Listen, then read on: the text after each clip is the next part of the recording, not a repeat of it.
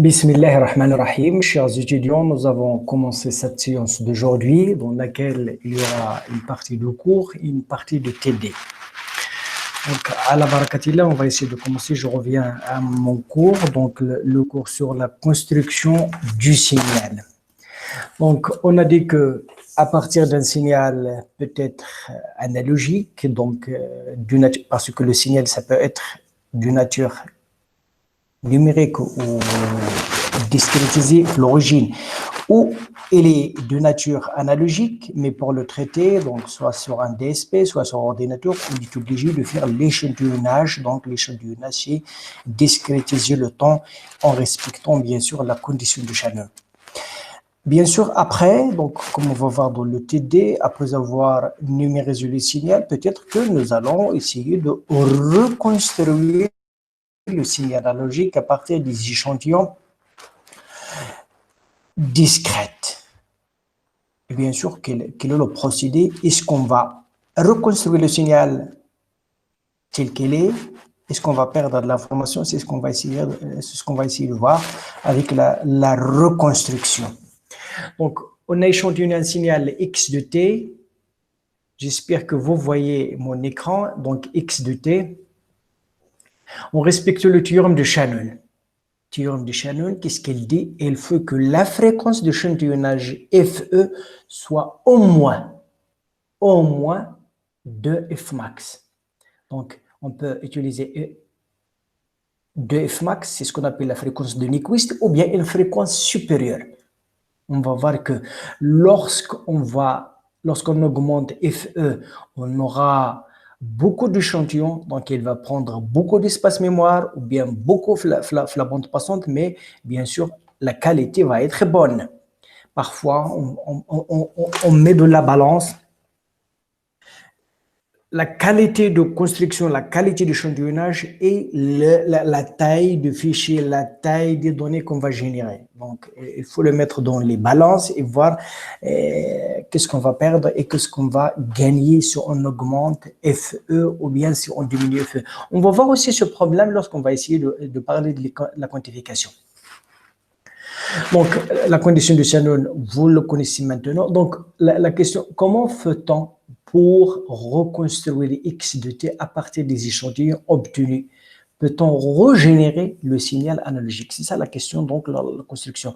Donc, soit que je régénère sur ma machine ou bien je l'envoie à un destinataire. Elle va essayer de reconstruire. Il y en a l'objectif, c'est que je vais envoyer un signal, par exemple, audio, je le discrétise, je l'échantillonne, je le mets dans un fichier et je vois le fichier audio, le destinataire. Il y a le réseau, il y a différents types de réseaux. Je peux même l'envoyer vers un Bluetooth, vers un Wi-Fi, vers des câbles coaxiales. Et à la réception, elle doit essayer de reconstituer. Donc, elle doit générer le signal analogique pour l'écouter sur le haut-parleur ou bien sur l'enceinte musicale. Donc, la reconstitution. Donc, on va voir, comme on a dit la dernière fois, l'interpolation de Shannon et bien sûr le bloqueur d'ordre zéro. L'approximation par le bloqueur d'ordre zéro. Le bloqueur d'ordre zéro, c'est parce que donc l'interpolation de Shannon, c'est un modèle mathématique, mais il n'est pas réalisable physiquement. On va voir pourquoi. Donc, pour reconstruire le signal, il suffit de prendre la transformée inverse du motif de base du signal échantillonné. X échantillonné de F. Nous avons vu que X de F, c'est la reproduction à la fréquence FE de motif principal, FE, etc. Donc, voilà, si on a dit que échantillonné de l'automne revient à périodiser le spectre. Donc, on a le spectre qui revient. Donc, à partir de ce signal échantillonné, spectre du signal échantillonné, on va essayer de le filtrer par un filtre passe-bas idéal. Donc, le signal reconstruit, le signal analogique qu'on va essayer de reconstruire, ça doit être la transformée de Fourier inverse de signal Y de F. Le signal Y de F, c'est le signal échantillonné à laquelle on va multiplier par le filtre passe-bas idéal. Donc, je vais essayer de tracer le filtre passe-bas idéal. Donc, ça, c'est un petit peu donc, On a moins FC, la fréquence de Cooper, 4 fréquences, donc, et FC. Donc, ça, c'est FC. Donc, ici, si le module est égal à 1, mais puisqu'on a le signal échantillonné de la constante multiplicative, la constante multiplicative FE, donc on peut avoir ici un sur FE. Lorsqu'on multiplie par FE, on a le signal original. Donc ça c'est un signal, ça c'est le spectre d'une fréquence passe-bas. Donc les fréquences au-delà de la fréquence FC et moins FC, elles vont être coupées. Elle va laisser seulement la bande basse. Bien sûr, il n'y a pas aucun filtre passe-bas idéal. Donc, on utilise par exemple les filtres de Butterworth ou bien de BC, dans lequel, par exemple, nous avons vu la formule lorsque nous avons essayé de construire le filtre anti-repliement. Donc, mais pour le modèle mathématique, donc on va considérer que le filtre, c'est un filtre idéal. Donc, lorsqu'on va multiplier notre filtre passe-bas idéal avec tout le réplica, donc Hado et les autres, ils vont être éliminés. Il ne va rester que le motif de base. Le motif de base entre moi Fmax et Fmax. Et bien sûr, lorsqu'on aura le motif de base, on va faire la transformée de Fourier inverse pour construire le signal analogique. Voyons maintenant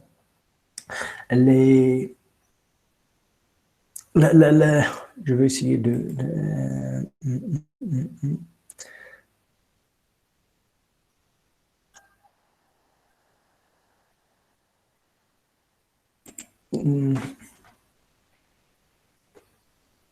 donc, donc, on a le signal, le spectre du signal échantillonné, c'est la périodisation du signal, donc avec la constante multiplicative.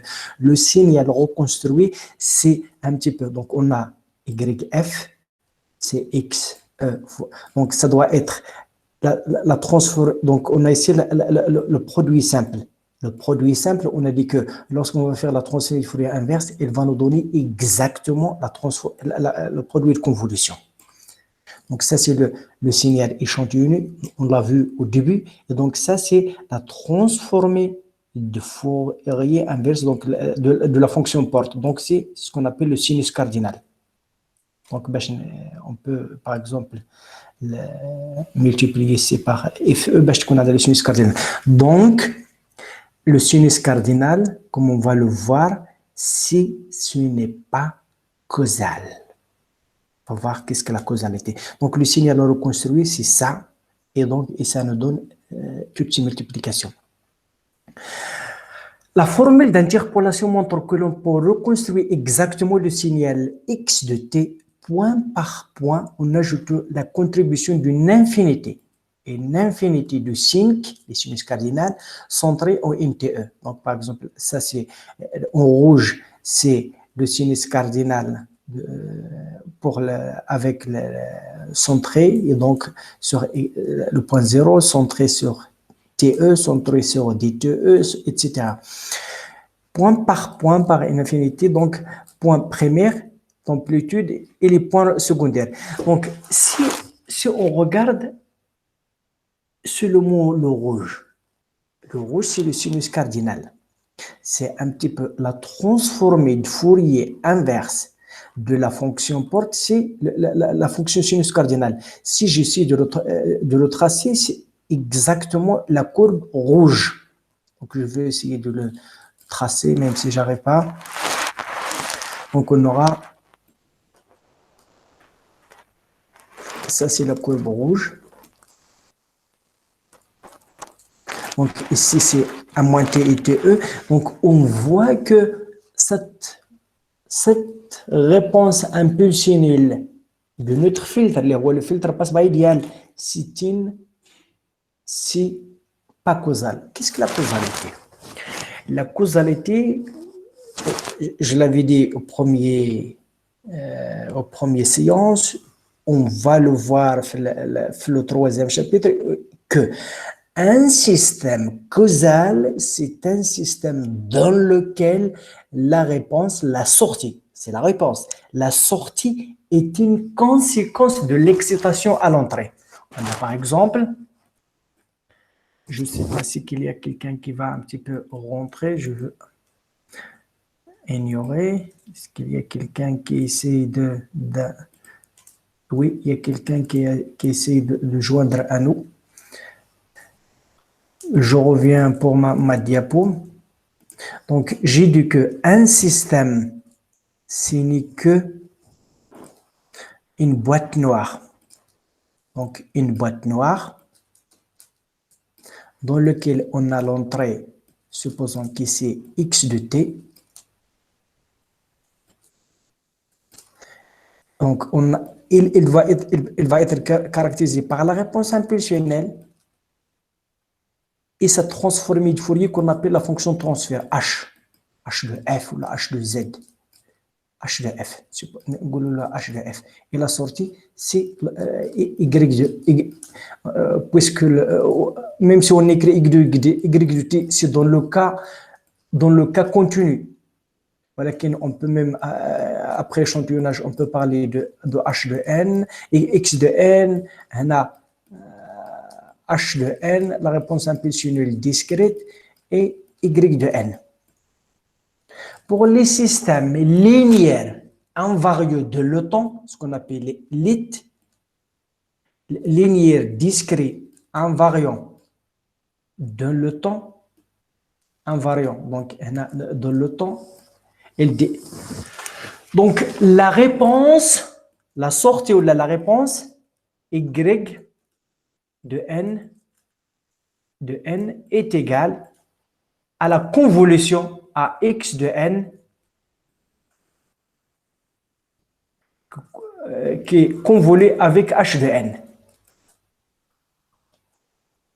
On va démontrer ça dans le troisième chapitre, mais maintenant, acceptez-le. La sortie de notre système linéaire discret invariant de le temps est égale à la convolution de l'entrée multipliée par la réponse impulsionnelle h de n. Le cas continu, donc le cas continu h de t est égal à x de t convolé à h de t. Le cas discret, etc. Donc, la sortie, c'est la convolution.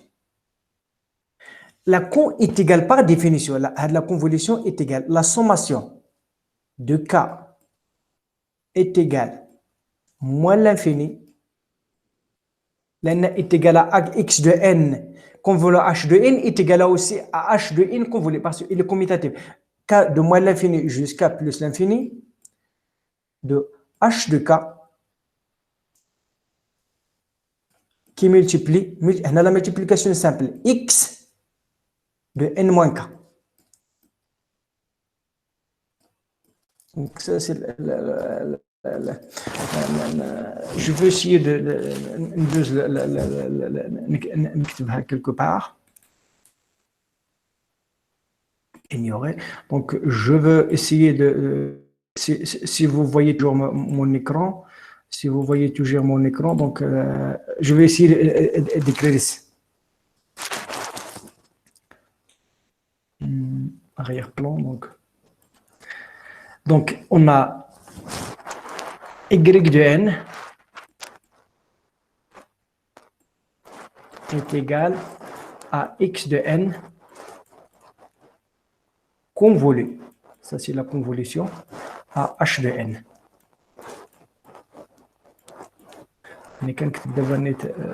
Est égal par défaut. On a dit que la sommation de k est égale à moins l'infini par définition jusqu'à plus l'infini h de k, donc ça c'est h de k, x de n moins k.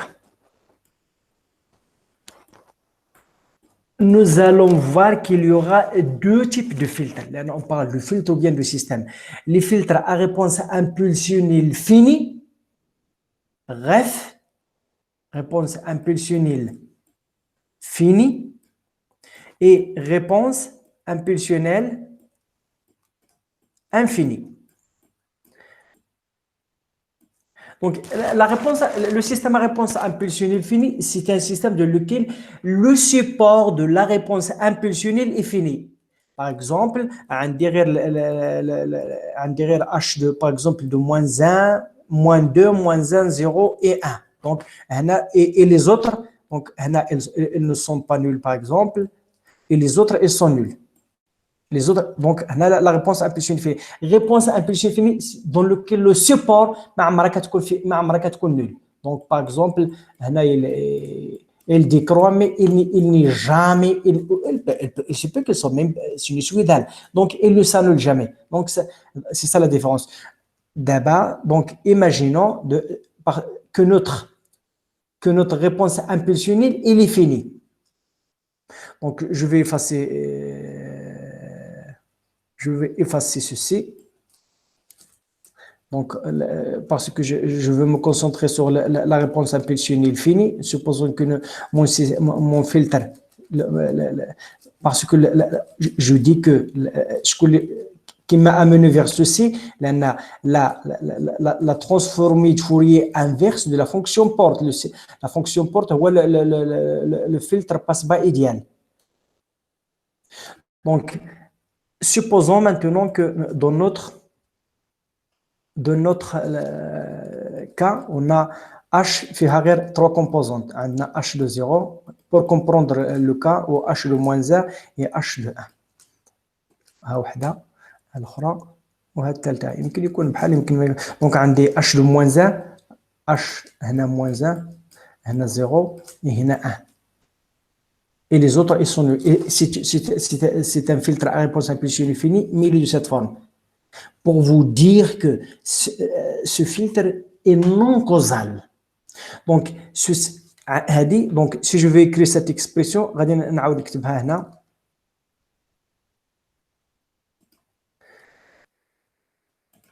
je veux la réécrire. Donc, y de n est égal h de moins 1 qui multiplie, lorsqu'il est égal à moins 1, x de n moins 1 est plus 1, plus h de 0, x de n moins 0 est x de n, plus h de 1, x de n moins 1. Donc, si j'ai les trois moins 1 ou 0, 1, donc mon signal y de n. Donc, vous voyez que pour calculer y de n, j'aurai besoin de h de moins 1 et x de n plus 1. h de 0, x de n et h de 1, x de n moins 1. Ça, l'axe de temps, voilà. n moins 1, n plus 1.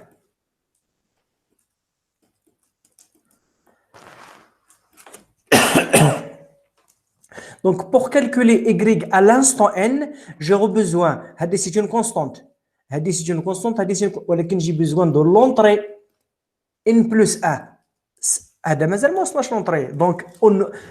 Donc, le système n'est pas causal parce que pour calculer la sortie, j'aurai besoin de l'entrée à l'instant qui va venir après. Ça, c'est pas réalisable. Donc, pour vous dire que c'est un filtre à réponse, il est causal, c'est la partie négative là, il est toute nulle. Donc, c'est ça, un système est causal si sa réponse impulsionnelle est causale. La réponse impulsionnelle est causale, c'est la partie négative est nulle. Donc ça, derrière H0, H1. Vous voyez que H0, il va avec x de n. X de n, je l'ai. H de A, il va avec le passé. N-1. Donc, il faut que H de la partie, il faut qu'elle soit égale à nul parce que j'aurai besoin de l'instant qui va venir après, quelque chose qui n'est pas réalisable. Donc, c'est pour cela que la réponse impulsionnelle de la porte, il y a le sinus cardinal, il n'est pas causal et donc le système d'interpolation par le spectre du Shannoul n'est pas réalisable. Donc, parce que nous avons besoin d'une infinité, la réponse. Donc, la connaissance de tous les échantillons est nécessaire pour reconstruire le signal. Mathématiquement, c'est faisable. Donc, l'équation mathématique, c'est faisable. Mais physiquement, irréalisable. Filtre interpolateur n'est pas causal. Vous comprenez maintenant pourquoi on avait mais pas causal. Donc, cette reconstruction est non causale. Donc, ils nous font une reconstruction qui va être causale. On va voir est-ce que le filtre, est-ce que le bloqueur d'ordre 0 va être causal. En construction par extrapolation d'ordre 0, ou bien le bloqueur d'ordre 0, donc c'est une approximation. On bloque l'échantillon XNE jusqu'à l'apparition de l'échantillon N plus E. Donc on aura par exemple, je veux essayer de tracer un signal. Donc, la fréquence d'échantillonnage, c'est ça, etc. Donc, le signal il va rester, donc ça c'est TE de TE. Donc, le signal, il va être bloqué jusqu'à l'instant suivant. Etc. Donc, et tant qu'il a la fréquence, donc, il y a la période d'échantillonnage, il y a TE. Sur l'axe de temps, donc c'est TE. Et là, quand la fréquence d'échantillonnage très grande, donc la période d'échantillonnage très petite, donc ils sont proches l'un de l'autre, de telle sorte qu'on a des escaliers. Donc, on bloque l'échantillon XNTE jusqu'à l'apparition de l'échantillon N plus 1TE. Donc, le signal, c'est un petit peu la convolution. La convolution avec... Ça, c'est une fonction porte. Le domaine temporel. La fonction porte, donc je veux essayer de la tracer.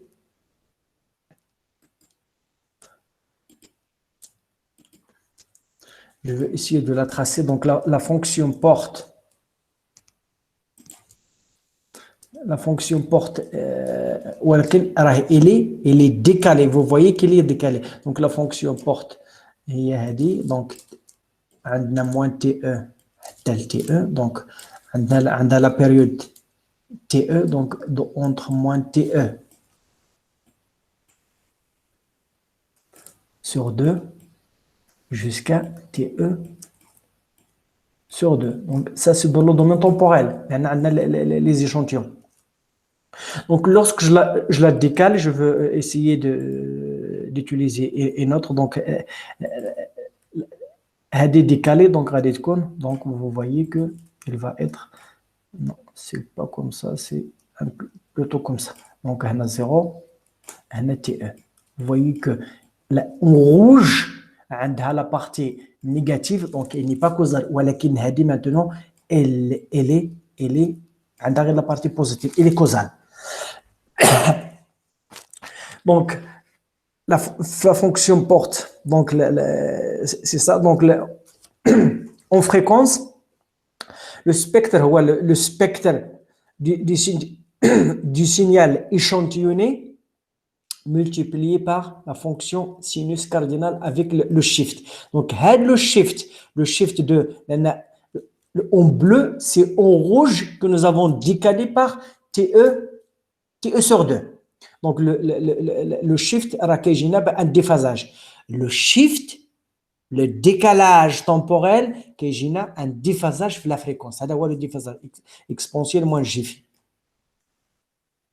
Donc, voilà un G. Donc, le sinus cardinal, donc il va influencer.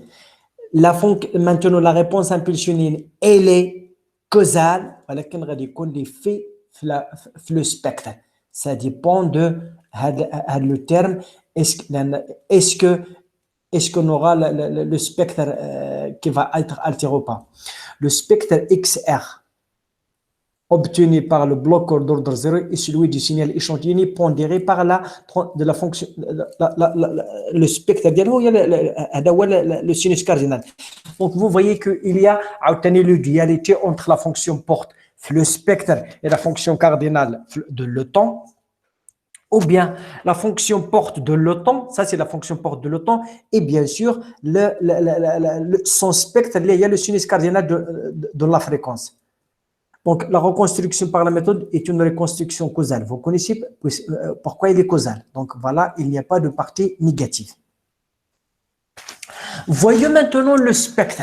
Donc vous voyez que là, en rouge, c'est le sinus cardinal. Vous voyez que ici, il est égal à 1, ou à la fréquence FE sur 2, il est égal à 0,63. Normalement, il y a qui va laisser, donc il est presque constant, au-delà de la fréquence FE sur 2. Donc, déformation de la bande constante, puisqu'il n'est pas constant, vous voyez qu'il n'est pas constant, donc il y a une déformation, il faut augmenter FE.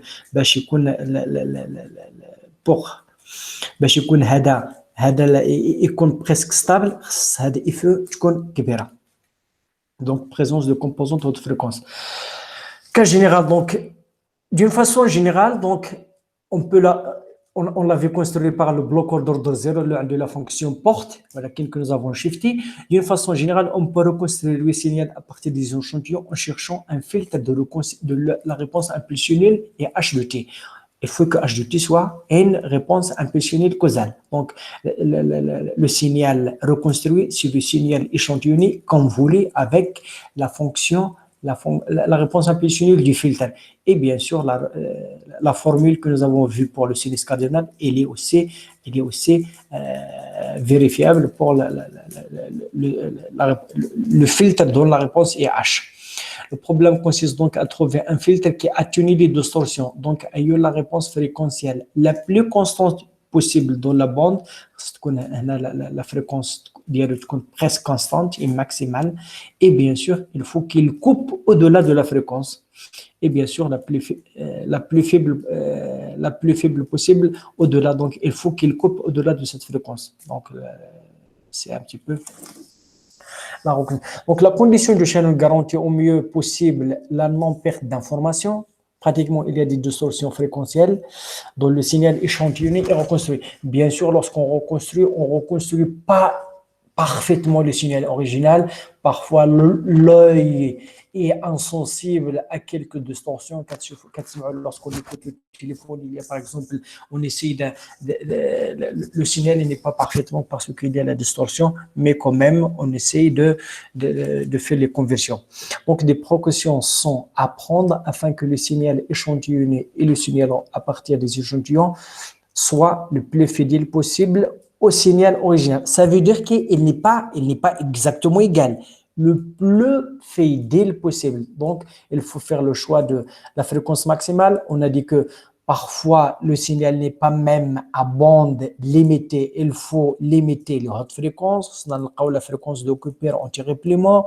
La fréquence d'échantillonnage respecte la condition du Shannon. Il faut, par exemple, que combien d'échantillons on va voir, il y a le dilemme entre la qualité de reconstruction et la taille du fichier. Donc, il y a plusieurs problèmes et il faut à l'aqal que FE ou Fmax et FC respectent les conditions de Shannon et de filtre anti-réplément. Voilà, c'est un petit peu ce qu'on peut dire sur l'échantillonnage. On a vu l'échantillonnage idéal, l'échantillonnage réel. L'échantillonnage idéal n'est qu'un modèle mathématique. L'interpolateur de Shannon n'est aussi qu'un modèle mathématique et puisque la reconstruction n'est pas causale, il y a l'ordre de l'approximation par le bloqueur d'ordre 0, il y a l'approximation par le bloqueur d'ordre 1 et donc l'ordre 1 il va faire entre deux instants NT et in plus un TE doit faire l'interpolation. Et donc, voilà, il y a plusieurs méthodes, mais au moins, vous connaissez maintenant qu'on essaie de reconstruire les signaux après avoir échantillonné pour pouvoir essayer de le transmettre ou bien le rejouer ou bien l'exploiter. Maintenant, la deuxième opération, on a discrétisé le temps. Nous avons discrétisé un petit peu notre signal. Nous avons discrétisé le temps avec la période d'échantillonnage, mais vous voyez que l'amplitude x de NTE, c'est continu. Maintenant, on va essayer de discrétiser aussi l'amplitude. On va voir deux types d'échantillonneurs, échantillonneur uniforme, échantillonneur logarithme. Donc, la quantification permet le stockage informatique des données binaires. Et lorsqu'on parle des données binaires, donc, on parle de la quantification et du codage en même temps.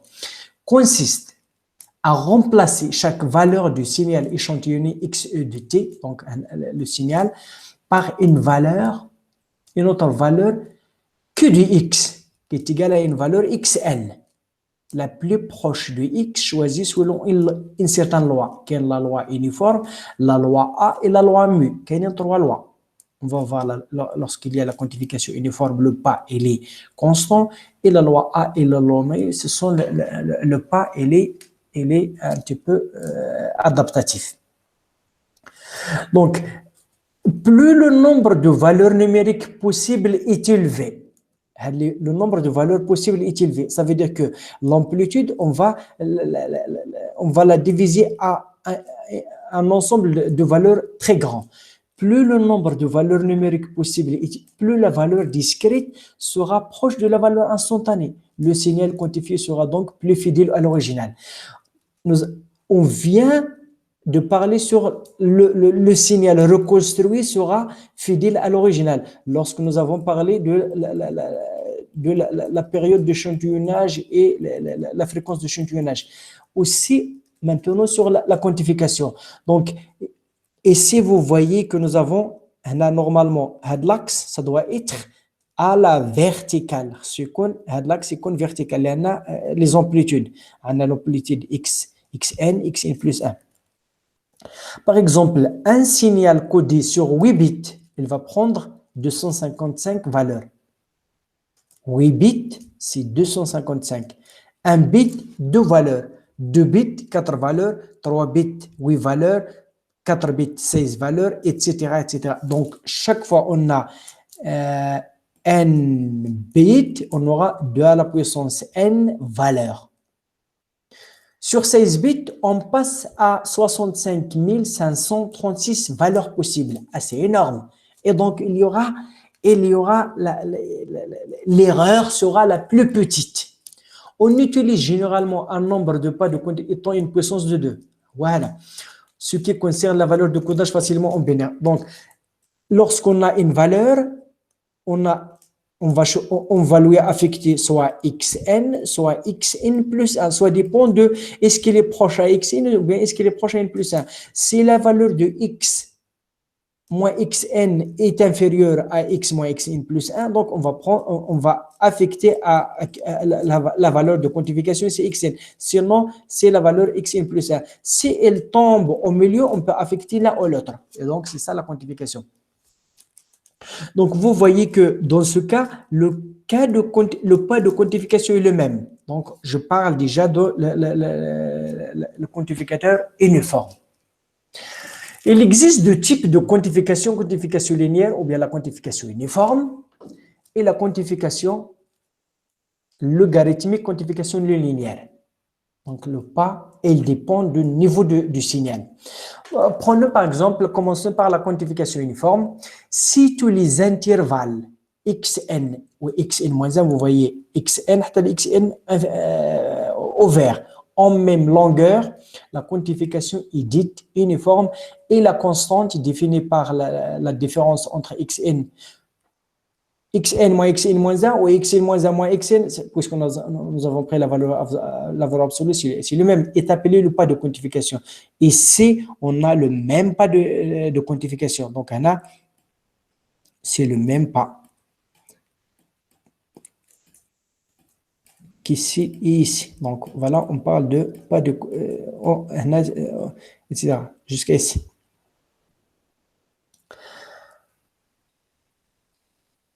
Le pas de quantification Q peut s'exprimer en fonction des valeurs X max et X min. On parle de la dynamique. Le signal, par exemple, le signal, il va, le signal par exemple, il varie entre deux valeurs, X min et X max. Et donc, à de la plage, je veux la diviser, des valeurs, donc, par, donc, à de la plage, X max moins X min, je veux le diviser en 2 à la puissance n valeurs. Donc, c'est le pas de c'est X max moins X min. X max est supérieur à X min, donc ça c'est une valeur positive, divisé par le nombre de valeurs. O n est le nombre de valeurs de quantification. Donc voilà, je divise l'amplitude et chaque fois, donc, je dois affecter à la valeur d'échantillonnage la valeur la plus proche. Exemple de quantification linéaire. Donc, la quantification introduit une erreur. Vous êtes d'accord? Parce que voilà, lorsque je dois affecter à la valeur xn, à la valeur xe, lorsque je dois affecter à la valeur x ou la xe, xn ou xn moins, donc il était ici, je dois le ramener ici ou ici. Lorsque je le ramène d'ici à ici, donc l'erreur est là. Donc l'erreur, c'est la différence entre la vraie valeur et la valeur de quantification. Donc ça, donc l'erreur, c'est une erreur un petit peu dans la densité de probabilité. Elle est uniforme. Donc l'erreur, c'est une variable uniforme. On a la densité de probabilité de E, on a entre Q sur 2 et moins Q sur 2. On a ça. Ou 1 sur Q. On a la probabilité, donc la probabilité entre moins l'infini plus l'infini, il y a d de P est égal à 1. Donc, l'air de le rectangle est égal à 1. Donc, on a c'est Q, moins Q sur 2, tel Q sur 2, donc il y a Q. Donc, c'est qu'on a un cercle fois un cercle. C'est un rectangle, l'air dialogue, c'est qu'on a. Donc, la densité, il est uniforme, est égal à un cercle. Donc, l'erreur, elle est due à ça. La valeur, elle est ici, je dois le ramener ici. Si la valeur, par exemple, elle est ici, je dois le ramener ici. Chaque fois, donc, il y a une erreur de quantification. La quantification introduit une erreur qu'on appelle le bruit de quantification, considéré comme un signal aléatoire. Un signal aléatoire uniformément distribué, comme je viens de l'écrire ici. Donc, la densité de probabilité, elle vaut 1 sur Q entre moins Q sur 2 et Q sur 2. Et ici, elle est égale à 0. Donc, il ne peut pas prendre une valeur supérieure ou égale à Q sur 2. Donc, on a la même probabilité. Exemple de quantification linéaire. On va revenir le bruit de quantification pour voir ses caractéristiques. Là, c'est essentiel de voir la moyenne dialogue, la variance et bien sûr, quelle est la qualité, le rapport signal sur le bruit en relation avec le pas de quantification. Considérons un signal de variation entre moins 5 et 5 volts. De la dynamique entre moins 5 et 5 volts. De moins 5 à 5 volts. Donc la dynamique c'est 10. De la plage c'est 10 volts. Codé sur 8 bits, donc 256 valeurs. Le pas d'échantillonnage, c'est 10 divisé par 256. À chaque valeur de tension associée à un nombre binaire codé sur un nombre vont permettre, etc. Donc, le pas de quantifier, c'est ça veut dire 10 divisé par 2 est égal à 39 millivolts. Le pas d'échantillonnage, est égal à 39 millivolts. Donc, la différence entre les niveaux, c'est 39. Par exemple, on aura moins 5 plus 39 millivolts, moins 5 plus, etc. jusqu'à 5. Donc, la plage, il va être divisé sur 250, de moins 5 à 5, il va être divisé en 256 valeurs, et la différence entre deux valeurs, c'est ce qu'on appelle le poids de l'échantillon, est égal à 39 millivolts. Donc, la caractéristique un petit peu de la sortie en fonction de l'entrée, vous voyez que lorsque le signal il est proche de 0, on lui affecte 0, de 0,5 à 2, de 0,5 à 1,5, on lui affecte la valeur, le niveau, de 1,5 à 2,5, on lui etc. Donc, caractéristique contre-sortie, il est de cette façon. Donc, c'est en escalier. Que la plus petite variation de tension que le convertisseur, elle s'appelle aussi la résolution de convertisseur. Voyez un petit peu la courbe haussée de l'erreur maximale en fonction du nombre de bits. On voit que lorsqu'on augmente le nombre de bits, l'erreur maximale décroît. Ça veut dire que lorsque j'utilise un nombre de bits plus petit, je commets une grande erreur. Et lorsque j'augmente le nombre de bits, l'erreur maximale, elle diminue parce que je commets donc la variation entre les niveaux, elle est plus petite. Lorsque j'utilise un nombre de bits, donc les valeurs elles sont proches l'un de l'autre, donc je commets une petite erreur. Alors que si le nombre de valeurs, voyons par exemple un signal, etc. Si j'utilise seulement deux valeurs, donc supposons ça et ça, donc les valeurs, il va lui affecter ça ou ça, donc l'erreur va être كبيرة. ولكن si j'utilise بزاف ديال les valeurs, donc l'erreur elle sera plus petite. Donc c'est logique que la courbe soit ainsi. Essayons maintenant de voir que l'erreur de quantification, c'est caractéristique. On a dit que c'est un bruit blanc. C'est uniforme, la loi Diallo, c'est un blanc parce que donc les échantillons ils sont décorrélés. La loi de distribution, c'est une loi uniforme. La distribution, comme on a dit, elle est de cette façon, donc moins que sur 2 jusqu'à Q sur 2, on a un cercle. De la même distribution, on a un cercle. Il est uniforme. La distribution, elle est constante, elle est uniforme. Fin de l'intervalle. La valeur moyenne de l'erreur de quantification dépend de la forme.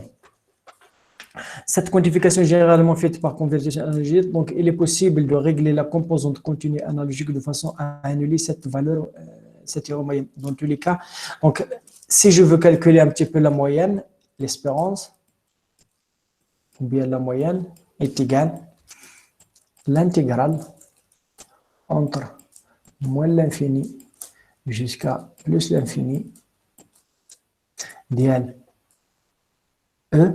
ou l'erreur la densité F qui dépend de que de D2. L'espérance mathématique est AD. Donc, est égale l'intégrale entre moins que sur 2 jusqu'à que sur 2. La densité c'est 1 sur que, c'est une constante. Un sur que. Donc, ou D de E. Ou la X D de X, donc E D de E. Donc, la variable est E, ou l'erreur.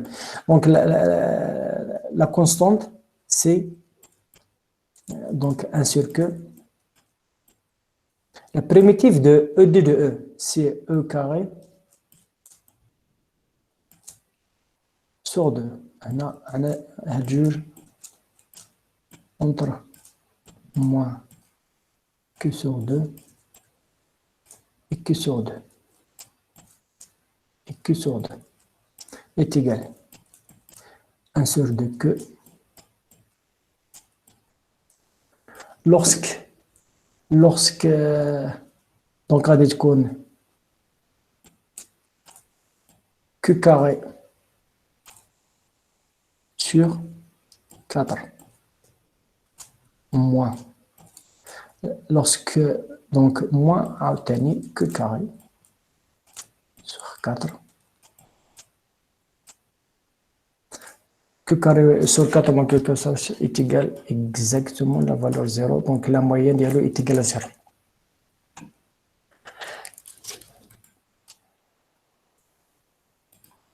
Je vais revenir, donc la moyenne est égale à 0 et calculer maintenant son écart type.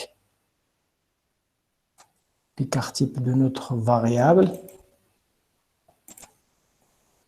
Donc V, c'est l'espérance de E carré de E moins E de E. Par définition, il y a les statistiques au carré. La moyenne, l'espérance de E moins E de E au carré. Un E de E au carré, on vient de le calculer, est égal à 0, est égal à l'espérance de E au carré. Est égal donc l'espérance. Donc l'intégrale entre moins l'infini plus l'infini E au carré F de E D de E est égal. Donc F de E, c'est 1 sur Q, c'est une constante, elle va sortir de l'intégrale 1 sur Q.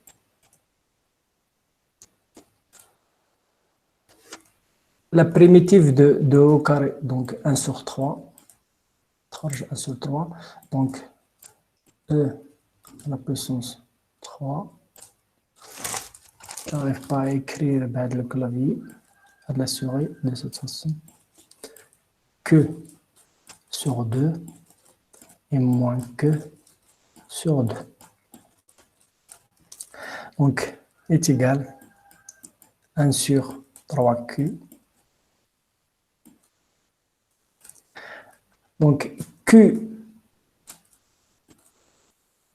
Q3 sur 8 moins Q3 sur 8. Donc, moins, atatini plus, atatini 2, atatini 2 sur 8, ça veut dire que 3 sur 12 Q. Donc, est égal à Q carré sur 12. Donc, la variance de mon erreur est égale à Q carré sur 12. Ça veut dire que l'écart type, c'est sigma, est égal à la racine carrée de V, est égal à la racine carrée de Q carré, donc est égal à Q sur racine de 12. C'est bien celle-là. Dans tous les cas, l'écart type de cette erreur est Yahdi. Donc, l'écart type de l'erreur, elle dépend de pas divisé par une constante. Cette loi de codage est ASSO, y est égal à Q constante, propriété de conformité, et elle est définie. Donc, on va prendre le signal quelle est la valeur qu'il va prendre. L'analyse de la puissance de bruit de quantification, donc on a dit que ça c'est la variance, c'est la puissance. La variance, c'est la puissance ou bien l'énergie de, du bruit. Le calcul de la puissance moyenne est donc c'est ce que je viens de le calculer. Donc ce résultat, B est égal à Q carré sur 12, est pratiquement très utilisé. Pourquoi il est utilisé? Parce que on va voir combien on va gagner en termes de qualité, en termes de rapport signal sur bruit, lorsque, par exemple, j'augmente le nombre de bits d'une valeur. Lorsque, au lieu de prendre n bits, je prends n plus 1. J'ajoute un bit. Combien je dois gagner en termes de qualité du signal? Donc, est pratiquement très utilisé et correctement vérifié dans la pratique. Pour diverses lois de codage, il peut être utilisé pour évaluer la dynamique de codage d'un système de quantification. Donc, cette grandeur est définie comme le rapport entre la puissance de crête et la puissance de bruit. Donc, la puissance de crête du signal sur la puissance de bruit, sur la puissance de bruit, donc est égal à 6,02 n plus 1,62. Comment on a trouvé ça? Nous avons vu que le pas de quantification Q est égal à Vmax moins Vmax moins Vmin, Vmax moins Vmin sur 2 à la puissance n. D'accord? Donc, supposons que Vmin est égal à moins Vmax, est égal 2 Vmax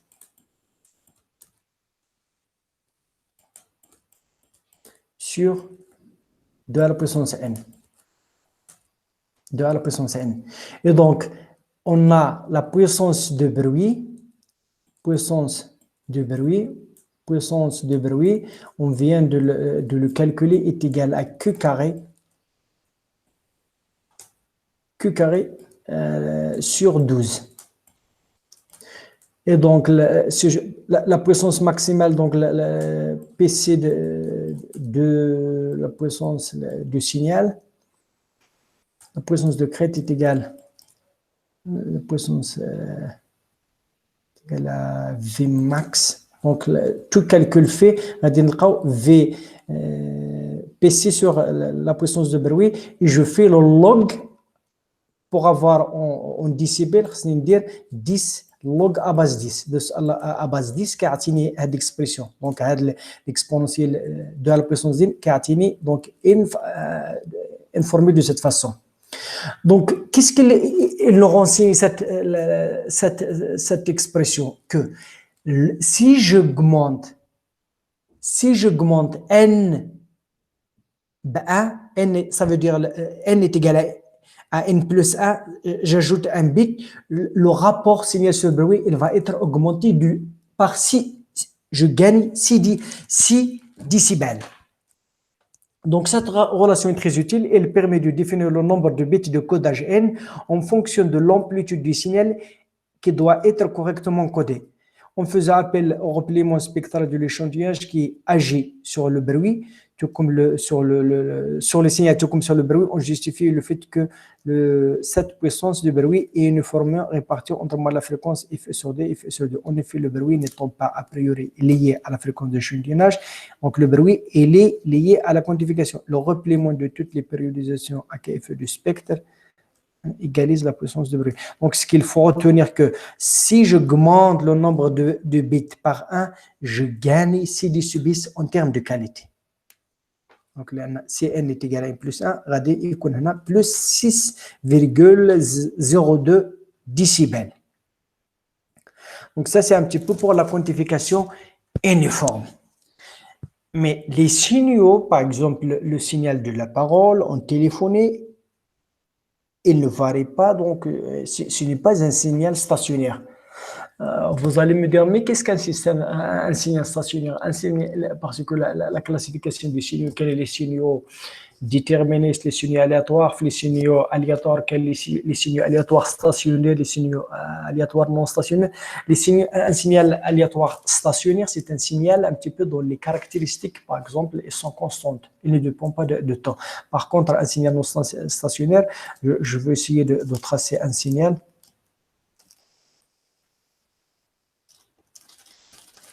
Donc, vous voyez que sur cette période, donc, la moyenne, par exemple, la moyenne, je veux essayer la moyenne, la moyenne, le signal est mécanique, donc la moyenne c'est 0. La moyenne يمكن تكون négative. Donc vous voyez que la moyenne elle dépend du temps. Donc voilà, à chaque période, donc la fenêtre on a une moyenne, on a une moyenne. Donc le signal, ça ce n'est pas un signal stationnaire. Un signal stationnaire, c'est un signal par exemple dont les caractéristiques statistiques sont constantes, ne dépendent pas de temps. Par exemple la moyenne, la variance, etc. Donc, avec la quantification, donc la quantification uniforme nous dit qu'il faut utiliser le même pas pour Hadoop, pour Hadoop, pour Hadoop. Alors que la quantification logarithmique, il faut utiliser un pas adaptable au niveau du signal. Avec la quantification uniforme, la précision absolue est la même pour les plus petites et les grandes valeurs. Il est parfois intéressant de travailler avec une précision relative à peu près constante, relative. C'est le cas pour le signal parole non stationnaire. Donc, il faut, au lieu d'utiliser une précision absolue, on utilise une précision qui dépend du niveau du signal, relative aux variations du signal. L'oreille ayant une sensibilité logarithmique. Donc, l'oreille, si je parle doucement, vous allez entendre. Mais si je parle, si j'augmente le volume, vous allez donc la sensibilité est logarithmique. Donc, c'est pour cela que les gens ont pensé avoir la quantification un petit peu non uniforme ou bien avec un pas logarithmique. Donc, l'écart entre les valeurs de quantification augmente logarithmiquement en fonction de l'amplitude du signal. Si l'amplitude elle est petite, je diminue le pas. Si l'amplitude augmente, j'augmente le pas de quantification. Cette quantification peut être réalisée sur le processus. Donc, on a un signal non stationnaire, je dois le compresser par une fonction Cx. Ça, c'est la fonction de compression. Et la fonction inverse, c'est ce qu'on appelle l'expansion. Donc, on a à la valeur, au signal compressé, je fais appel à la valeur, donc au signal, à la quantification uniforme. Donc, je fais tout d'abord une compression, je fais une quantification uniforme. D'accord? Et puis, donc, je fais une décompression pour reconstruire le signal. Donc, Cx est la loi de compression, donc est égal, par exemple, log, on va voir deux lois, la loi A et la loi mu, et C-1, c'est la loi inverse pour reconstruire le signal, donc pour le décompresser. Donc, c'est la loi ce qu'on appelle de décompression. On pratique deux lois. La loi A et la loi sont utiliser la loi A en Europe et en Inde, ou peut-être en URSS. Le Maroc, je suis parti, par exemple, il est proche de l'Europe, il va utiliser la loi A. Et la loi MU aux États-Unis ou au Japon. On va voir les deux lois qui vont essayer de faire de la compression. Deux lois de compression. Donc, ces deux lois sont appliquées pour le circuit de conversion analogique numérique pour les téléphones, donc pour les codecs de téléphone, pour le codage-décodage. Donc, voyons la loi de compression. On a le signal d'entrée, la caractéristique, il y a la sortie.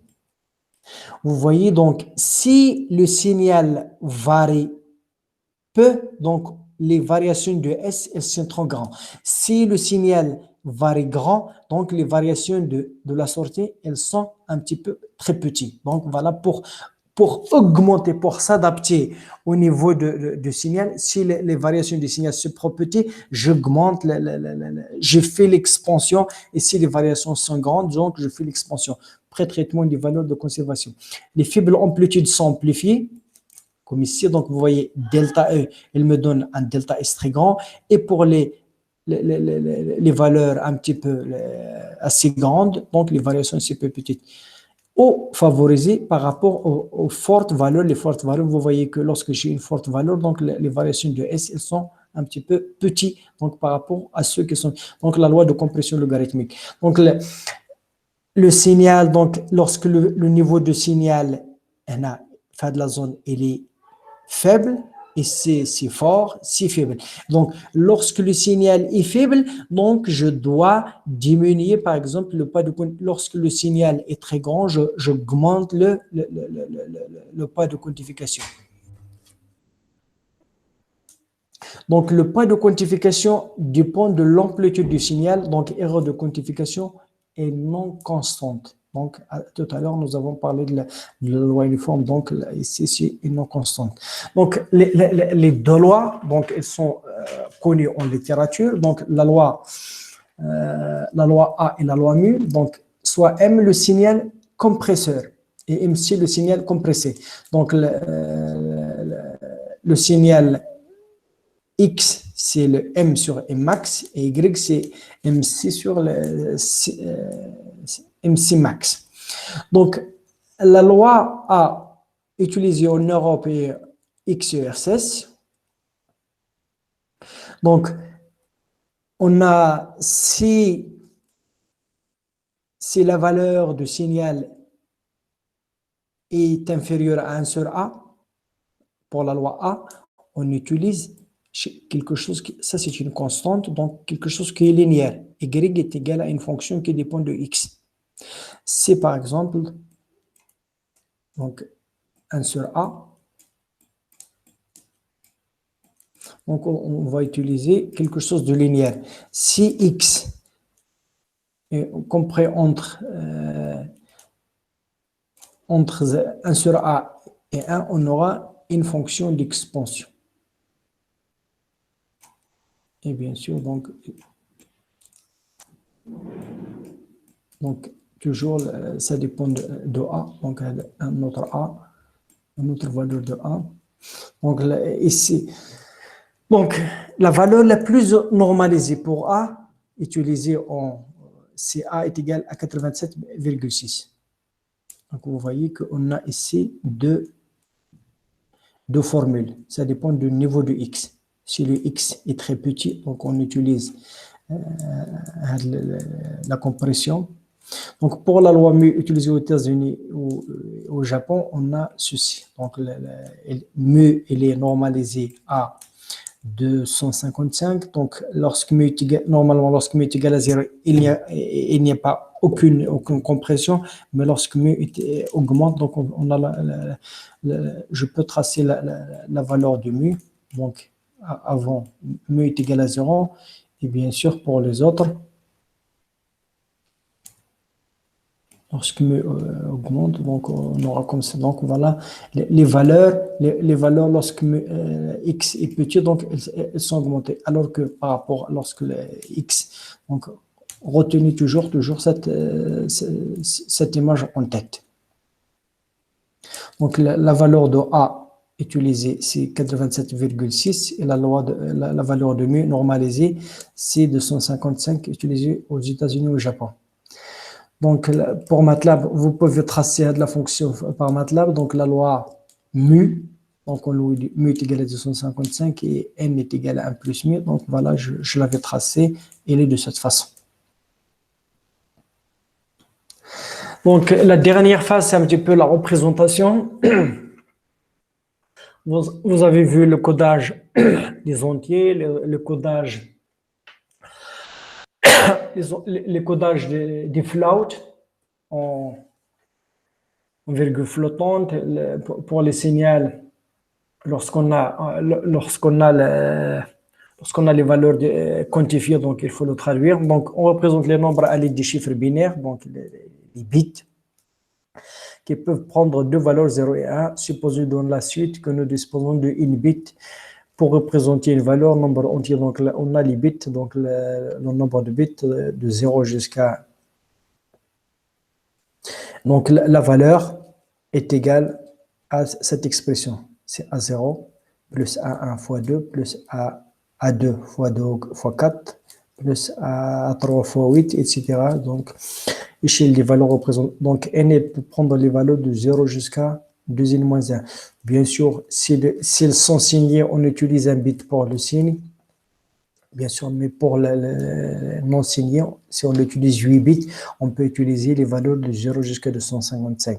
Pour le texte, donc vous savez que le texte, on utilise le code ASCII. Pour les images, on utilise par exemple la pixelisation. Les pixels vont être représentés par un nombre de bits. Et comme ça, on a les données qui sont un petit peu numérisées. Donc ça, c'est un petit peu la fin du premier chapitre qui concerne les premières opérations d'une chaîne de traitement des signaux. Il faut faire la quantification, il faut faire l'échantillonnage et bien sûr et le codage. Donc le deuxième chapitre, il va concerner deux opérateurs mathématiques, la convolution. Nous avons fait appel à la notion le premier chapitre pour comprendre l'échantillonnage et la quantification. Et nous avons aussi fait l'appel à l'autre transformé de Fourier. On a parlé du spectre, le spectre d'amplitude, il y aura le spectre de phase, il y aura la densité spectrale de puissance lorsqu'on parle de la fonction de corrélation pour les signaux aléatoires. Ceci sera l'objet du deuxième chapitre. Donc voilà, je veux arrêter ici le cours et je veux passer au TD s'il n'y a pas de questions. Donc le diaporama, je veux arrêter le diaporama. Ignorer, c'est pas la peine.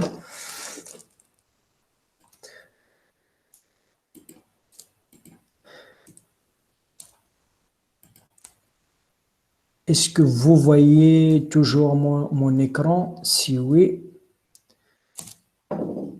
dites-le le chat. Est-ce que très bien. Donc, je veux passer directement la série. La série, elle concerne un petit peu les notions que nous avons vues le premier chapitre. Donc, j'ai envoyé un TD, mais je l'avais repensé, je l'avais changé. Et ce que j'ai mis dans le premier, on va le voir, soit la série 2, la série 3. On commence par le commencement. On va commencer. Donc, la série fait 4 exercices. On commence par le premier exercice. Un son composé de deux sinusoïdes. Une sinusoïde, donc deux sinusoïdes, respectivement à 100 Hz et 500 Hz. On a deux sinusoïdes, deux fréquences, et enregistrées, numérisées et stockées dans un fichier. Il est numérisé et stocké dans un fichier. Donc voilà, il est codé dans un fichier, par exemple MP3 ou ou bien AVI. La fréquence d'échantillonnage, pour le mettre sur le fichier, est de 600 Hz. Lorsqu'on rejoue ce fichier 100, ça veut dire on le rejoue. Ça veut dire on reconstruit le signal analogique à partir du fichier. C'est ça, on rejoue. Rejouer, ça veut dire reconstruire le signal analogique quand on entend. Qu'est-ce qu'on va entendre? C'est ça la question. J'espère que vous allez comprendre là. Si vous avez des questions, donc si vous avez des questions, posez-les. Sinon, donc on va essayer de passer à la solution. Y a-t-il des questions sur l'exercice?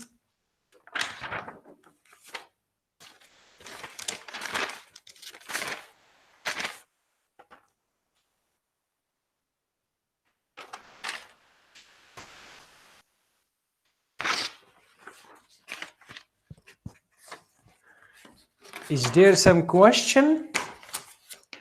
Do you hear me?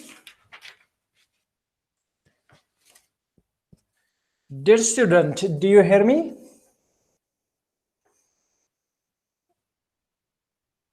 Ah, pas de question. Donc, pas de question. Yes. Donc, je vais essayer de faire la solution. Donc, je vais essayer de faire la solution quelque part ici. Donc, j'ai un petit peu essayé de tracer le spectre de mon signal. On a le spectre d'amplitude de mon signal. Il contient deux fréquences à 100 et à 100 Hz. En jaune et en rouge. Je n'ai pas mis exprès la même amplitude parce que ce n'est pas forcément ils ont la même amplitude. Donc, la fréquence, vous allez voir, on va le voir que le spectre, chaque fois qu'il y a un signal, il y aura un signal réel. Il faut faire attention, si le signal est réel, chaque fois qu'il y a une fréquence, il y a la fréquence opposée. Chaque fois qu'il y a une fréquence F, il y a moins F. On a 100 et moins 100. 500 et moins 500. Donc, l'énoncé me dit que j'ai un petit peu échantillonné à 600. Donc, échantillonner à 600 revient à périodiser le spectre. Le spectre original. Donc, je veux essayer de tracer les replicas. Le spectre du signal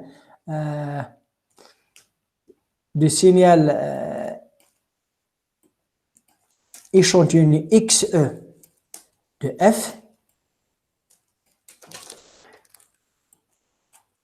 en amplitude est égal au spectre du signal périodisé multiplié par la constante FE. C'est une constante multiplicative. Donc, je vais essayer de tracer à la fréquence FE. Donc, la fréquence FE c'est 100, donc il va être reproduit ici. Je veux mettre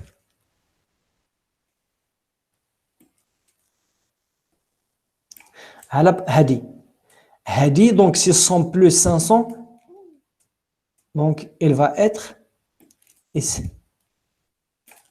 J'arrive pas à tracer comme il fallait sur le... Même s'il n'est pas rectiligne, acceptez-la. Donc, donc, on a aussi les moins 100 et moins 500. 600 moins 100, il va être quelque part ici. Donc, éliminer. Donc, هنا. Ou 600 moins 500, غادي تكون هنا. هذه pour la fréquence FE. Pour 2FE, غادي يكون عاوتاني 2FE plus ou moins 100 غادي تكون وحده هنا داك الصور وحده هنا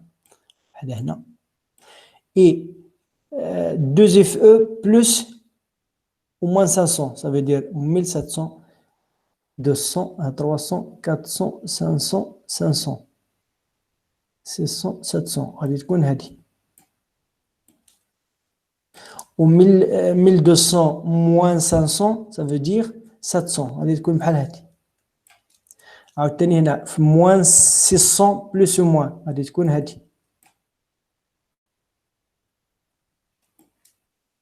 و moins 600 plus 500 غادي تكون moins 100 و moins هنا راه moins 1000 وهنا moins 1200 moins 1100 غادي تكون وحده هنا اتسيتيرا وهي غاديه هنا. Donc ça c'est un petit peu le spectre du signal échantillonné. Donc vous voyez qu'il se reproduit à la fréquence avec la période d'échantillonnage. Lorsque l'énoncé nous dit que on va rejouer le signal, ça veut dire qu'on va essayer de reconstruire de faire un filtre passe-bas à la fréquence FE sur 2. اللي هو égal à 300. Filtre passe-bas idéal 300 à 100 à 200 à 300. Filtre passe-bas, donc supposons que je veux l'utiliser avec une autre couleur. 300 1 moins 100 1. Le jaune, le bleu, je l'avais utilisé. Il n'y a pas d'autre. Le bleu. Moins 100, moins 200, moins 300. Donc ça c'est le filtre passe-bas idéal. Donc qu'est-ce qu'il me reste alors? Il ne me reste que une seule composante fréquentielle. J'ai perdu la sinusoïde ayant la fréquence 500. À votre avis, pourquoi?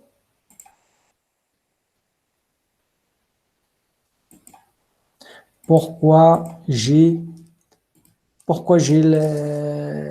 perdu mon signal? Pourquoi dans mon signal, je n'ai qu'une sinusoïde?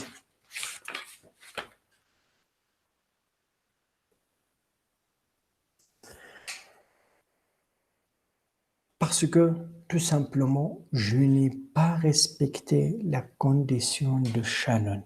Très bien. La fréquence d'échantillonnage doit être au moins 2 Fmax. Fmax, on a deux fréquences à 100 et à 500. La fréquence maximale, c'est 500. La fréquence de Nyquist de Fmax, c'est 1000. Moi, j'ai échantillé à 600. Je n'ai pas respecté la condition de Shannon. Je n'ai pas reconstruire le signal. Donc, voilà. Donc, je peux vous dire, donc, les raies des amplitudes des spectres original couleur donc, se confondent avec leur réplica. Vous le voyez dans cette, elle coïncide avec leur réplica. Lorsqu'on rejoue ce fichier son, on reconstruit les signaux via un filtre passe-bas de fréquence de coupure FE sur 2 qui est égal à 300 Hz. On entend donc une seule fréquence de 100 Hz. La fréquence 500 est donc perdue parce qu'on n'a pas respecté le théorème de Shannon. FE min, il y a 2 Fmax qui est égal à 1000 Hz, la fréquence de Nyquist. Donc c'est un petit peu le problème qu'on va rencontrer si on ne respecte pas la condition de Shannon. Donc après, donc c'est un petit peu l'objectif de premier exercice. Le deuxième exercice, soit le signal x de t qui est égal à 10 sinus 400 pt, échantillonné à une fréquence FE égale à 300 Hz et reconstruit en utilisant un filtre passe-bas idéal de fréquence de coupure est égal la fréquence de coupure est égale à FE sur 2, 150 Hz. Quelles sont la fréquence ou les fréquences présentes dans le signal reconstruit? Donc voilà, est-ce que c'est A, B, C et D? Je mets exprès un étoile ici pour vous piéger. Donc, je vais vous voir. Essayez de voir quelles sont les fréquences que vous allez trouver dans le signal reconstruit.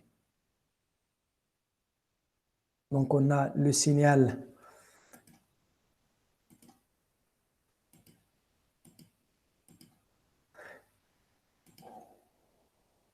Notre signal, c'est x de t. Signal analogique est égal à 10 sin 400 p t. Échantillonné à FE est égal à 300 Hz. Quelles sont les valeurs qu'on va avoir. Est-ce que 50 et 100? Est-ce que c'est 100? Est-ce que c'est 100 et 150? Est-ce que 50, 100 et 100 et 150? Donc, on a la fréquence F. Cherchons tout d'abord F max. On a 2P. 2P F T est égal à 400 P T. T مشات P مشا. Donc 2F est égal à, donc F est égal à 200. La fréquence qui existe, c'est ça, c'est la fréquence qui existe dans mon signal original. Donc, je veux un petit peu reconstruire le spectre.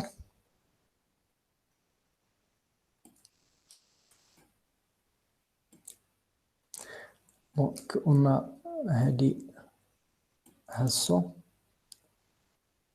150, 100, 150,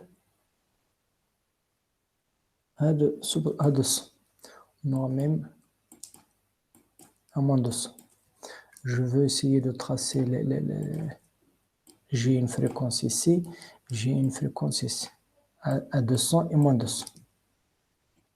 Supposons qu'on a dit les raies, c'est un spectre à raies. C'est un spectre discret, c'est un signal périodique. Donc, j'ai la fréquence d'échantillonnage, c'est 300. Donc, la fréquence d'échantillonnage, 200, 250, 300.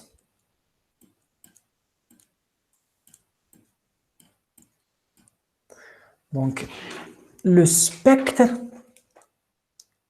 il va être reproduit à 300, 600, moins 300, moins 600, etc. etc. Donc, غادي نشوف اش غادي يعطيني هذا السبيكتر. Donc 300 plus 200 il va me donner 200 يعطيني 500 غادي تكون وحده في 500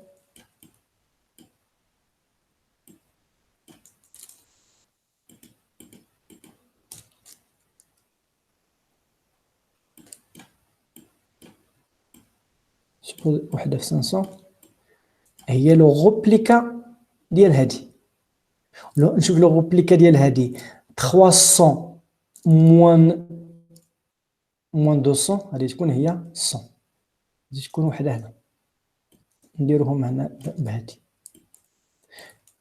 لي ريبليكا ديال هادي هي هادي ريبليكا راه جي با مي لو ميم بلوتي لان عندنا توجور عندنا توجور لو ملتيبليكاتيف اف او. دونك وبالنسبه لهادي هاد موان 300 بلس 200 غتكون موان 100 هنا و موان 300 موان 200 غتكون موان 500 غادي تكون عاوتاني وحده هنا وهما غاديين. دونك لوغسك جو دوا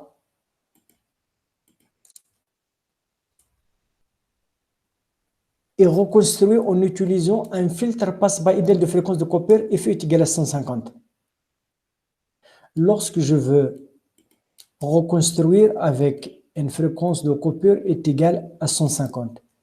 On a dit 150 هي à 150 à 150.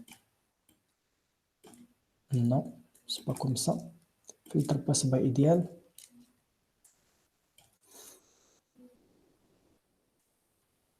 شنو هذه؟ لا هذه non c'est pas ça, c'est pas ça. Donc 150 à 100 à 150 هنا وهنا.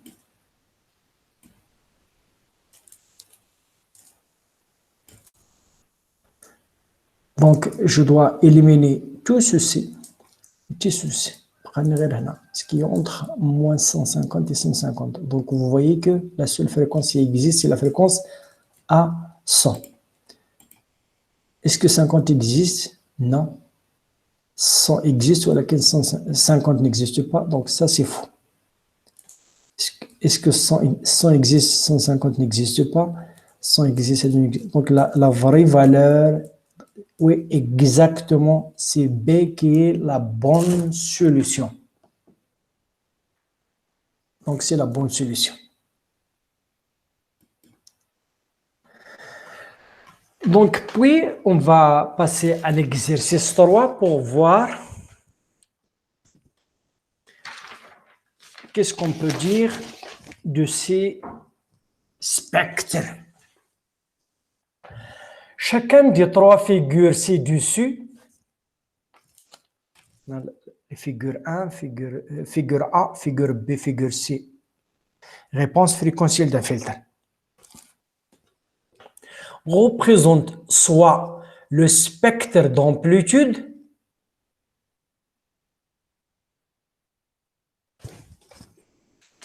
j'espère que c'est bien ça. D'accord. Donc, on a soit le spectre d'amplitude, s'il s'agit d'un signal déterministe, ou la densité spectrale de puissance, s'il s'agit bien sûr d'un signal aléatoire. Pour chacune A, B et C, indiquez quelle peut être la nature du signal. Pour A, est-ce que c'est un signal analogique ou un signal échantillonné? Est-ce que c'est un signal périodique ou apériodique? Est-ce que c'est un signal déterministe ou un signal aléatoire? Faites attention, il y a des pièges. Donc, qui peut me donner, qui peut analyser le premier spectre, ou bien la première densité spectrale de puissance en fonction de la fréquence. Ça, c'est dans le domaine fréquentiel. C'est la fréquence, c'est la fréquence. Voilà le spectre. On vous demande est-ce que c'est un signal analogique ou un signal échantillonné. Qui peut m'indiquer? Il faut faire le choix entre analogique et échantillonné. Allez-y, je vous écoute.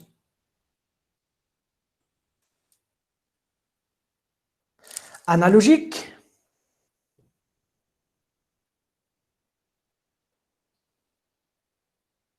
Tout le monde dit que c'est analogique. Pourquoi ce n'est pas échantillonné? Vous pouvez activer le micro. Pourquoi ce n'est pas échantillonné? Ah, il y a Wafa El-Alawi qui dit que c'est échantillonné, alors que Abdullah Idrissou a dit que c'est analogique. Et le Mehdi El-Wardi, c'est analogique. Marie, donc, Aziz, donc voilà, vous voyez qu'il y a deux réponses différentes qui peuvent presque dans le domaine fréquence. Ah, donc, Galtna Wafa, c'est échantillonné. Oui, il peut activer le micro.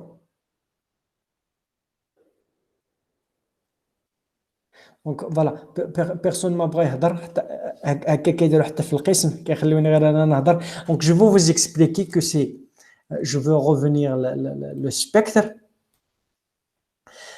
On a dit que un signal échantillonné de le temps, son spectre est périodisé. Ça veut dire le spectre ديالو كيتعاود.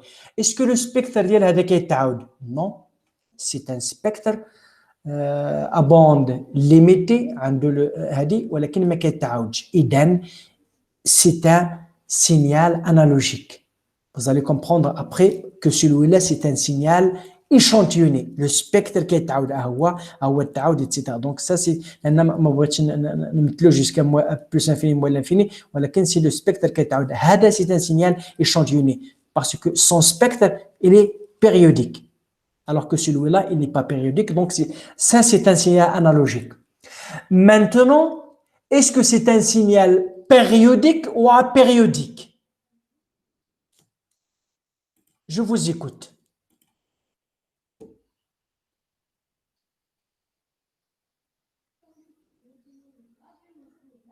Abdelrahman Obahman, apériodique. Qui dit mieux? Apériodique. Shaima Dada. Hamza Talibi périodique. Hamza Talibi périodique. Donc voilà. Un signal périodique, c'est un signal, les radicaux, fait par exemple les cosinus et les sinus. Vous connaissez ça? Toute fonction périodique décomposable en série de Fourier غادي فيها les sinus et les cosinus. Ou les sinus et les sinus et les cosinus, le spectre كيبانوا comme des raies. ما كيكونش le spectre régulier. هذاك le spectre c'est un spectre. هذا c'est un spectre irrégulier. خص يكون باش يكون لي غي خص يكون ان سبيكتر سينغولير لان سينغولير هذا غير بحال ادي فريكونس بيان ديتيرميني الور هذا كاين كاع في هاد لي غام دو فريكونس دونك سي ان سينيال apériodique.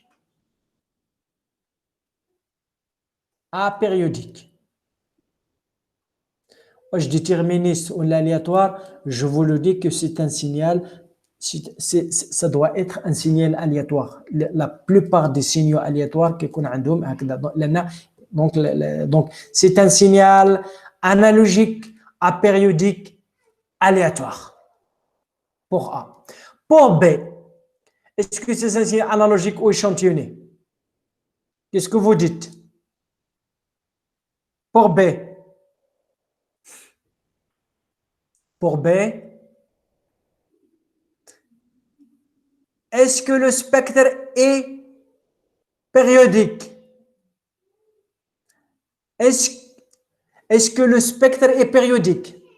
Non, il n'est pas périodique. واش كيتعاود le spectre واش كيتعاود le spectre هذا واش كيتعاود non ما كيتعاودش donc c'est un signal analogique. Il n'est pas échantillonné. Ou c'est un signal périodique ou la périodique? Je dirais que c'est périodique puisque le spectre il est singulier. Il doit être porté par le cosinus et le sinus. Est-ce que c'est un signal déterministe ou aléatoire? Donc c'est un signal déterministe. Puisque quelles sont les fonctions qui vont le décrire? Donc c'est un signal déterministe, périodique, analogique. Allons-nous vers le troisième spectre. Comme c'est un spectre échantillonné. C'est un spectre périodique. Donc, lorsqu'on parle de analogique ou la échantillonné, le temps. Le spectre, le spectre, il est périodique. Donc, de le temps, c'est un signal échantillonné. Vous êtes d'accord? Je confirme, Anwar et Hiss, vous avez posé, monsieur, pourquoi le signal est aléatoire? H, le signal B ou C? B. A. Le signal, donc le spectre A, c'est un spectre régulier. Quand tu fais une fonction, alors que هذا مقطع, il est singulier. حيث يكون le spectre régulier, ça doit être aléatoire. La plupart du temps, c'est qu'il aléatoire ou la transitoire. Donc, c'est aléatoire. Donc, la plupart du temps, le bruit, donc le bruit uniforme, bruit blanc, gaussien, donc le spectre est halaka. D'accord?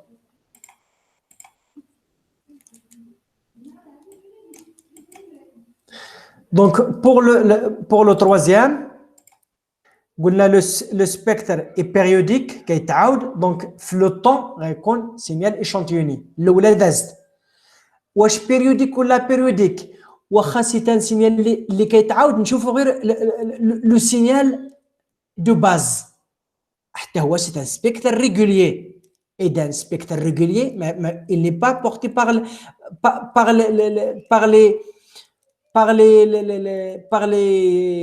raies, par les cosinus et les sinus. Donc c'est un signal apériodique. et bien sûr aléatoire. C'est un signal aléatoire apériodique échantillonné. D'accord? Donc, c'est un petit peu, il faut voir le spectre, mais le spectre, tu peux savoir quel est le type de signal, est-il périodique ou apériodique, échantillonné ou analogique, déterministe ou aléatoire. Donc, chaque fois qu'on le spectre régulier, pensez qu'il s'agit de aléatoire. Là, il est régulier, là, il est régulier, là, il est singulier, donc, il déterministe et bien sûr périodique. Chaque fois qu'il est, il est singulier. Donc, qu'est-ce qu'un l'exercice 4? Donc, qu'est-ce qu'un processus stationnaire? غادي نشوفوا في le troisième chapitre, processus ou bien un signal stationnaire, c'est un signal. Le troisième chapitre, on va étudier les systèmes linéaires discrets invariés de le temps. C'est quoi les caractéristiques statistiques, par exemple la moyenne, les quartiers, donc il ne dépend pas de temps. إلا حيت كنا كنهضروا على la quantification logarithmique, on a dit que le bruit, que le signal parole est un signal non stationnaire. Là, on a vu que la moyenne, par exemple, n'est pas constante, elle varie par intervalle de temps, donc c'est un signal processus, c'est un stationnaire, c'est un signal, donc je peux vous... Donc, un processus stationnaire est un processus aléatoire dont les caractéristiques statistiques ne dépendent pas de temps. Donc, densité de probabilité, moyenne, variance, et ne dépendent pas de temps. Donc, ce sont des constantes.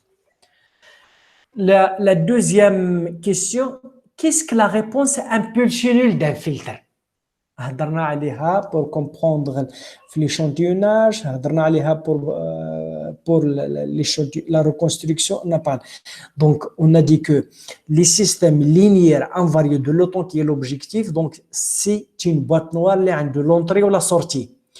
Lorsque j'applique à l'entrée les impulsions de Dirac, elle nous donne exactement à la sortie la réponse impulsionnelle. Je veux un petit peu mettre ça quelque part. Donc, je veux mettre un petit peu. Donc, j'ai un système à l'entrée X de N. Il y a la réponse impulsionnelle. Et le caractère, c'est une caractéristique. Elle a un système. Et ça transforme de Fourier, on l'appelle H de F, la grande H de F. Et la sortie, c'est Y de N.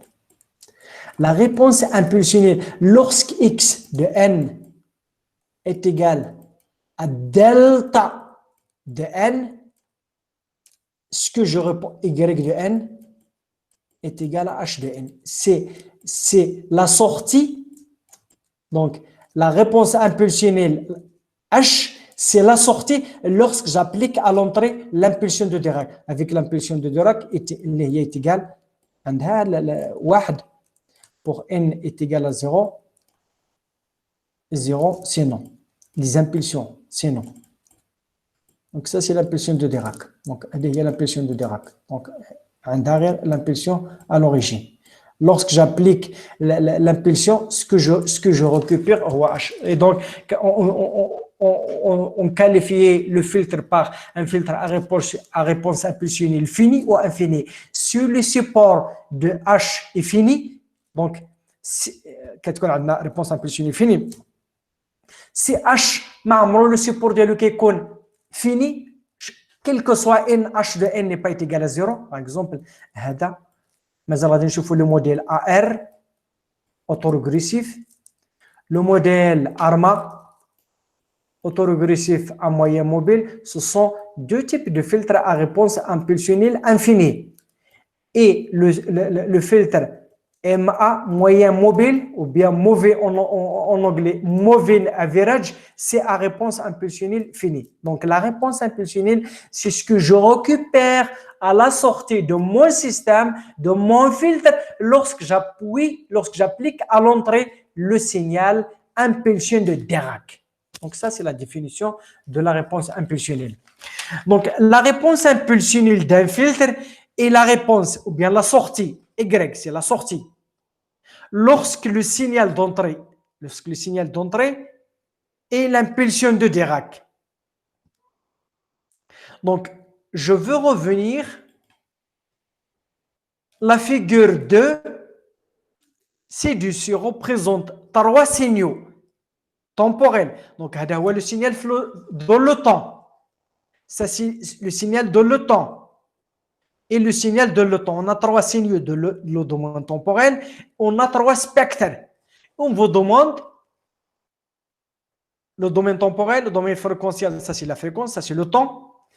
Et 3 densités spectrales de puissance ou bien de spectre, ABC. Associer chaque spectre à un signal temporel. A, est-ce qu'il correspond à A ou à 2 ou à 3? B, est-ce qu'il correspond à 1, à 2, à 3? C, est-ce qu'il correspond à... la transformer, mais vous comprenez maintenant de quoi s'agit-il, puisque nous avons vu ici, on a parlé ici de la périodicité, etc. Donc, qui va me dire le spectre de 1. Le spectre de 1, donc B, le spectre de 1, regardez c'est B. Le spectre de 1, c'est B. C'est une fonction sinusoïdale, cosinusoïdale, elle va être NR. C'est une fonction périodique, le spectre est singulier. Très bien. Donc, B, ça correspond à 1. Maintenant, on a ici 2 signaux un petit peu aléatoires. Les spectres sont réguliers, continus.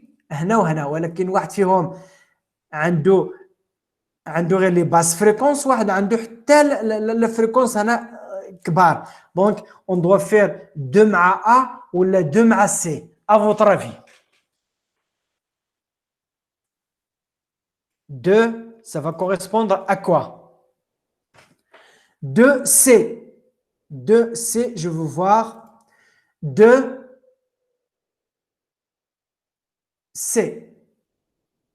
Très bien. Le spectre فيه les hautes fréquences, فيه les basses fréquences, وفيه هذا فيه غير les hautes fréquences. هذا il varie rapidement. Qui dit des variations rapides dit les hautes fréquences. Donc 2 ça correspond à C وهذا il varie ولكن il varie lentement. فيه غير les basses fréquences. Donc 3 c'est à A. Et donc vous voilà, vous connaissez donc la réponse. Je vous remercie. Donc, 2, c'est correspond à C et 3, ça correspond à 1. Et de cette façon, on a terminé la petite série. La deuxième série, il y aura beaucoup de calculs sur la transformée de Fourier, la transformée de Fourier discrète, à temps discret. Donc, on aura beaucoup de calculs à faire. Donc, s'il n'y a pas d'autres questions, voilà, je veux m'arrêter ici et on va se donner le rendez-vous, Inch'Allah, la semaine prochaine, le jeudi, Inch'Allah. Est-ce qu'il n'y a pas de questions? C'est quoi la relation entre la fréquence de coupure d'un filtre et la fréquence d'échantillonnage? Donc, lorsqu'on a la fréquence de coupure, il y a la fréquence باش يقطع لنا يخلينا لي باس فريكونس ويليمينا لي هوت فريكونس. باغ اكزومبل لو فلتر دو ريكونستركسيون فلتر باس با ايديال خصها لا فريكونس دو كوبير ديالو تكون اف او سور 2. il va couper les fréquences les كبار من اف او سور 2 ويخلي اونتر ما اف او سور 2 اف او سور 2. Et bien sûr, on a parlé aussi de la fréquence de coupure de filtre de Butterworth, donc qui dépend de la fréquence et l'ordre. Donc, c'est pour approximer le filtre passe bas idéal. Il y a bien sûr des filtres de Butterworth dans lesquels on détermine la fréquence du coupeur en fonction de l'ordre n. Pour un signal d'amplitude discrète, l'amplitude Comment déterminer la valeur? J'ai pas bien compris, Abdelrahman. Abdelrahman ou Bahman. J'ai pas compris la question. Pour c'est Abdelrahman qui a un signal. C'est comme ça qu'on apprend. Moi aussi, je fais les erreurs. Bien sûr. Pour un signal d'amplitude discrète, la transfert, la valeur quantifiée. Je n'ai pas bien compris la valeur discrète. Si les discrètes, elle est déjà quantifiée. Donc, là, on a le temps discret ou l'amplitude quantifiée. Mais l'amplitude discrète. Essayez de m'expliquer la question pour pouvoir répondre. C'est Abdelrahman. C'est Abdelrahman. D'accord, donc c'est déjà discret, peut-être qu'il est déjà quantifié. Comme je t'avais dit, lorsque je parle de la discrétisation, bien l'échantillonnage flottant ou la quantification flot amplitude. Abdelrahman Gaamcha. Et c'est Abdelrahman. Donc voilà, chers étudiants, donc je vais m'arrêter ici et on va se donner le rendez-vous, Inch'Allah. Abdelrahman vient de revenir. Oui, c'est Abdelrahman. On se donne rendez-vous le jeudi, Inch'Allah, même heure, même plateforme. Le deuxième chapitre pour voir les outils mathématiques qui sont la convolution et la transformée de Fourier, parce que c'est pour comprendre, depuis le début, on parle de la fréquence, la fréquence de coupure. Donc voilà, il faut passer par les outils pour voir l'accès et l'implémentation par la transformée de Fourier rapide. Je vous remercie et à la prochaine, Inch'Allah. J'arrête l'enregistrement.